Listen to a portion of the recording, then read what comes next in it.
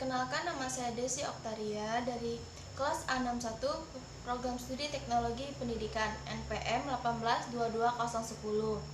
Baiklah, di sini saya akan menjelaskan tentang penelitian kualitatif saya dengan judul Peranan Guru dalam Meningkatkan Motivasi Belajar Siswa di SMA Negeri 3 Oku pada kelas 10. Baiklah, untuk penjelasan selanjutnya dapat kalian saksikan di video ini. Baiklah, pada bagian latar belakang, peran dan kemauan itu sangat penting dalam hal belajar, dikarenakan di dalam memulai dan memelihara suatu usaha siswa, motivasi memandu dalam mengambil keputusan dan juga kemauan menopang untuk menyelami suatu proses sedemikian rupa dalam hal proses belajar.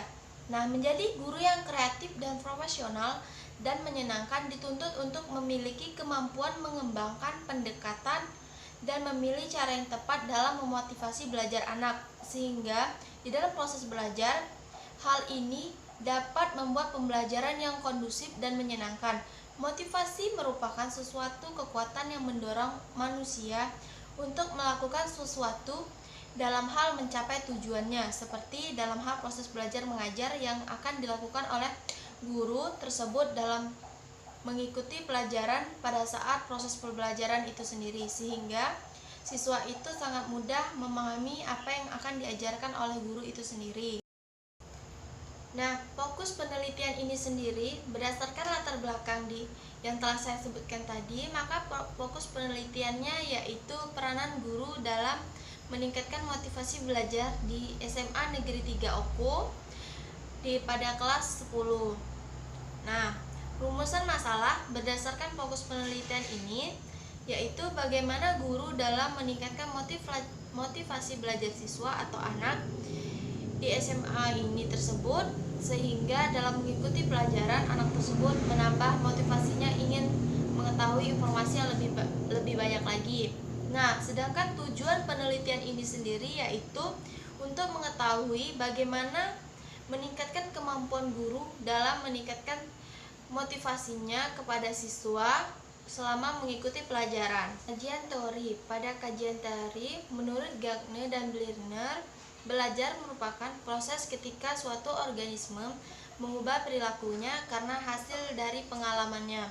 Berdasarkan pengertian di atas, dapat disimpulkan bahwa belajar merupakan hasil dari proses secara sadar yang dilakukan berulang dan memiliki tujuan ke arah yang positif. Nah, pentingnya dalam memotivasi belajar yaitu motivasi juga dapat diartikan motif, sering diartikan sebagai daya dalam diri seseorang untuk melakukan sesuatu. Nah,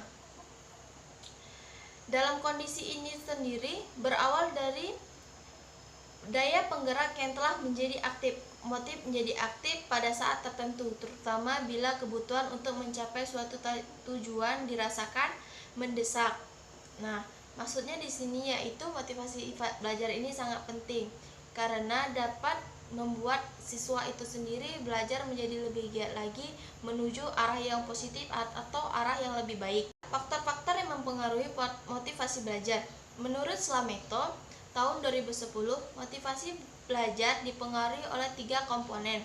Yang pertama yaitu dorongan kognitif, yaitu kebutuhan yang mengetahui, mengerti, dan memecahkan masalah. Dorongan ini timbul di dalam proses interaksi antara siswa dengan tugas atau masalah yang akan ia hadapi. Yang kedua yaitu harga diri. Ada siswa tertentu yang tekun belajar dan juga ada yang hanya ingin memperoleh status dan juga harga diri.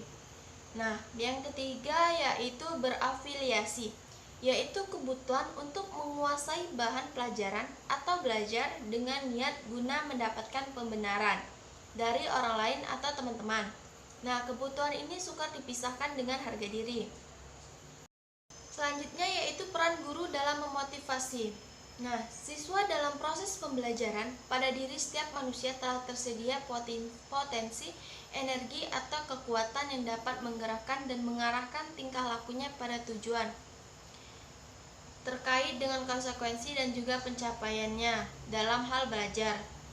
Nah, peran guru dalam meningkatkan motivasi ini sendiri yaitu Bagaimana upaya guru tersebut dalam meningkatkan hasil belajar siswa dengan membuat mereka berpikir bahwa belajar harus tetap dilaksanakan walaupun di saat pandemi saat ini, sehingga mereka termotivasi bagaimana mendapatkan proses pembelajaran yang efektif dan efisien.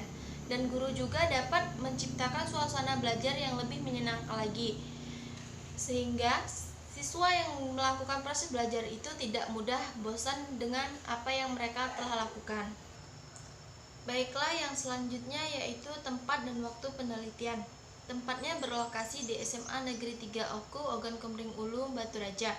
Sedangkan yang menjadi subjek penelitian yaitu guru kelas 10 SMA Negeri 3 Oku.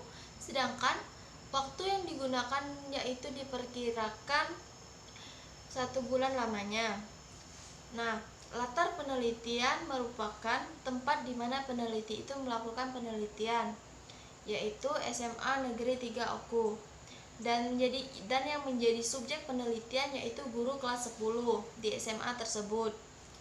Dikarenakan guru di sekolahan tersebut kemampuan dalam proses pembelajarannya masih sangat kurang, jadi sangat tepat melakukan penelitian di sekolah tersebut. Metode dan prosedur penelitian ini sendiri yaitu menggunakan metode penelitian deskriptif kualitatif, yaitu prosedur penelitian yang menganalisis data deskriptif berupa kata-kata tertulis atau lisan dari orang-orang dan pelaku yang diamati, diarahkan dari latar belakang individu secara utuh, tanpa mengisolasikan individu dan organisasinya dalam variabel, tetapi memandang sebagai bagian dari suatu keutuhan. Data dan juga sumber data. Data yang dikumpulkan yaitu data yang bersifat naturalistik dari wawancara, observasi, partisipan, dan juga dokumentasi.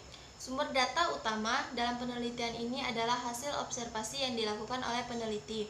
Nah, serta data yang ada di sekolah. Tindakan selebihnya adalah data tambahan seperti dokumen, foto-foto, dan lain-lain. Selanjutnya yaitu pemeriksaan keabsahan data. Teknik pemeriksaan keabsahan data yang digunakan untuk memenuhi derajat kepercayaan peneliti menggunakan triangulasi data sebagai metode untuk mengkaji fenomena yang sama dengan menggunakan sesuatu yang lain dari data itu sebagai penyanding terhadap data itu sendiri. Dalam hal ini, peneliti hanya menggunakan triangulasi data, hasil wawancara, hasil pengamatan, kredibilitas, transferabilitas, defendabilitas, dan juga konfirmasibilitas. Baiklah, itulah tadi penjelasan singkat dari PowerPoint saya. Lebih dan kurang saya mohon maaf. Saya akhiri. Wabillahi taufik wal hidayah. Wassalamualaikum warahmatullahi wabarakatuh.